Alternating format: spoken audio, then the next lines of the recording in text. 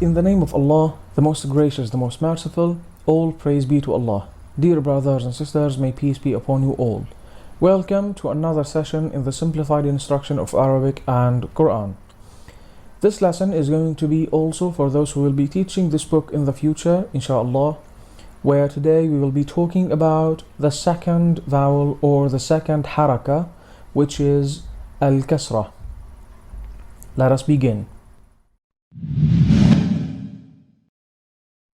Al-Kasrah is the process of moving the under palate down while pronouncing the letter. If this sound is prolonged, it will be turned into ya. In this lesson, we shall be having the alphabet written with the harakah of Al-Kasrah in accordance to the three outlets: the throat, the tongue, and the lips. As far as the other two outlets is concerned, we will be talking about al-jawf in the lesson of mad, for it is an outlet that is special for mad letters. And we will be talking about the outlet of al-khayshum, or as we call it in English, the nasal cavity in the lesson of sukoon, for it is an outlet that is special for producing the sound of ghunna, which is related only to the two letters of mim and noon. Words that were used in tables as examples are numbered for the sake of helping students during their learning process. The two letters of A and B represent the existence of two harakas, al-fatha and al-kasrah. As teachers, we must keep reminding our students with the outlets. Students shall complete and fulfill the sound of kasrah when pronouncing it with the letter. When we read the letter with al-kasrah, first we shall pronounce the name of the letter, then we shall add the harakah to that letter. So, for example, we say Hamza, Kasra, I. We shall read two letters with two harakas, al-fatha and al-kasra, using the same breath for the sake of teaching the students how to connect two letters to each other while reading. For example, we say Hamza, Fatha, A. Hamza, Kasra, I.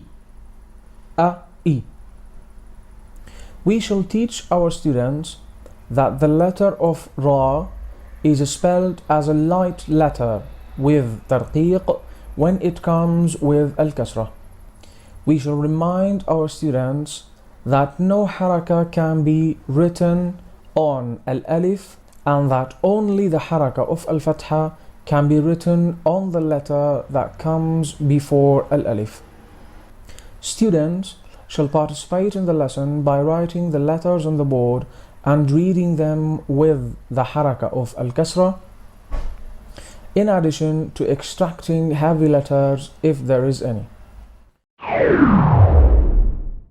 After we make sure that our students have got the correct way of spelling the letter, they can move directly to pronouncing the letter with al-kasrah without saying the name of the letter, with which they can feel that they have made some progress in their learning process.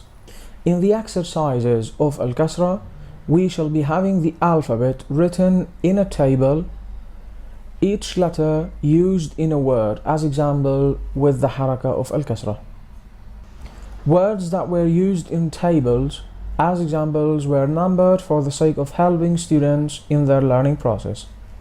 Based on the age of the student and his or her ability of comprehension, we shall teach them that every harakah in the word is about a syllable.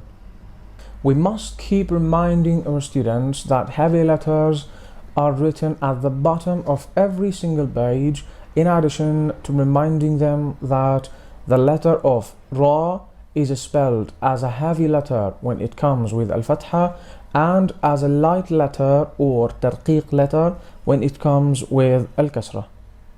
Students shall also practice the writing of every single word they read.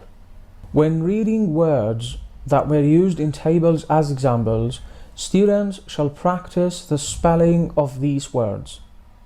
At first, we shall read the name of the letter, then we spell it with the harakah. After that, we connect it to the letter that comes after it, and using the same breath, we shall read the whole word with paying attention that the student is reading this word using the same breath and that they pronounce the Harakah of Al-Kasrah at the end of the word without prolonging it. For example, Hamza Kasra I, Ra Fatha Ra, Ira, Mim Fatha Ma, Irama. When reading words that end with ta marbuta, we shall teach our students how to pose on a harakah, and later on they will be able to learn the skills of posing on sukoon, insha'Allah. Students shall participate in the lesson by asking their colleagues about heavy letters and by writing words on the board and reading them with the harakah of Al-Kasrah, with which we can make our lesson fun and that the student has completely understood that Ra is spelled as a heavy letter with Al-Fatha and as a light letter with Al-Kasrah. Students shall practice reading two words using the same breath, and we shall pay attention to the time of spelling Al-Fatha and Al-Kasrah, in addition to distinguish the sound of heavy letters and light letters. We must also pay attention to the time of spelling the harakah when pronouncing the final letter. When we read a sentence, we shall spell the first word, then we spell the second word, then we connect them using the same breath. Examples with Al-Kasrah are about 26. Therefore, teacher shall revise some examples at the beginning of next lessons in order to make sure that the student is able to read two words using the same breath. Until here, our lesson shall be done. See you next sessions, inshallah. Assalamu alaikum wa rahmatullahi wa barakatuh.